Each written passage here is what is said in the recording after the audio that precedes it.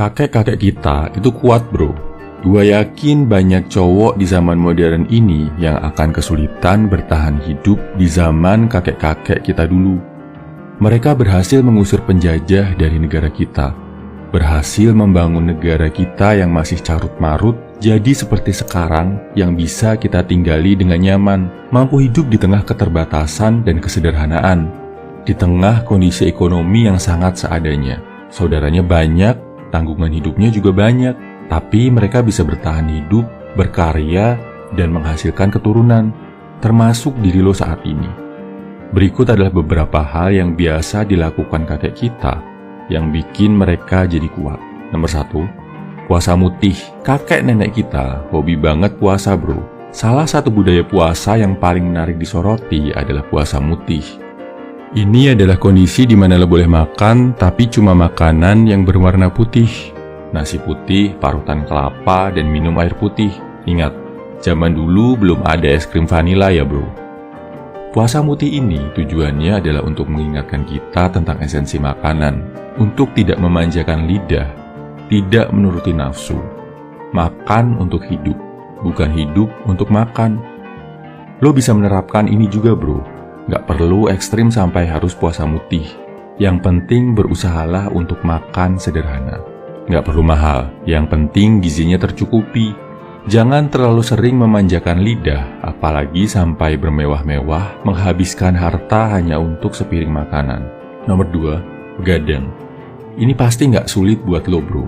Tapi tunggu dulu, kakek-kakek kita zaman dulu gak ada yang begadangnya sambil nonton Netflix, main game, chattingan, dugem, atau main HP. Mereka begadang duduk dalam diam sambil coba mengalahkan rasa kantuk. Gimana gak ngantuk? Seharian mereka habis kerja keras di ladang. Mereka ada juga yang melakukannya sambil meditasi atau sambil beribadah. Intinya merenung, introspeksi, menjadi satu dengan napas sambil menahan nafsu untuk tidur. Cobalah untuk ngelakuin hal ini juga bro. Begadang bukan buat cari hiburan, tapi untuk lebih memahami diri lo dan memahami kehendak Sang Pencipta. 3. Prihatin atau laku tirakat. Zaman dulu banyak kakek nenek kita yang hidup dengan sangat menahan diri. Nggak makan daging dulu sampai musim panen, nggak beli baju dulu sampai hari raya. Ini intinya dilakukan untuk meredam nafsu bro. Menahan diri untuk melakukan hal yang disenangi. Cowok zaman sekarang lemah banget dalam hal menahan nafsu, karena apa-apa serba instan. Mulai dari hiburan, makanan, sampai cewek, semua ada versi instannya.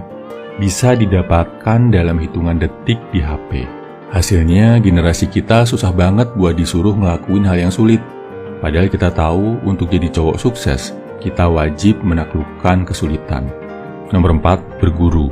Kakek-kakek kita zaman dulu hobi banget berguru. Datang ke orang yang lebih pintar, lebih bijaksana. Mengaji, belajar agama, belajar bela diri. Mereka mendengarkan nasihat orang yang lebih tua, gak meremehkannya. Lo juga perlu berguru bro. Gak cukup secara online, tapi temukanlah guru yang nyata, yang bisa lo lihat, yang bisa lo teladani perilaku dan ilmunya, yang bisa menekan ego lo dan selalu mengingatkan kalau ada orang yang lebih jago dan lebih bijaksana dari lo. Kesimpulannya, ini kebiasaan kakek-kakek kita di zaman dulu yang patut untuk ditiru. 1. Puasa untuk belajar tidak menjadi budak nafsu. 2. Begadang yang bukan buat cari hiburan, tapi untuk berpikir. 3. Prihatin untuk belajar menerima kesulitan. 4. Berguru untuk menekan ego dan jadi lebih baik. Jadilah cowok yang bisa menaklukkan hawa nafsu dan angkara murka. Lo pasti bisa bro. Semangat!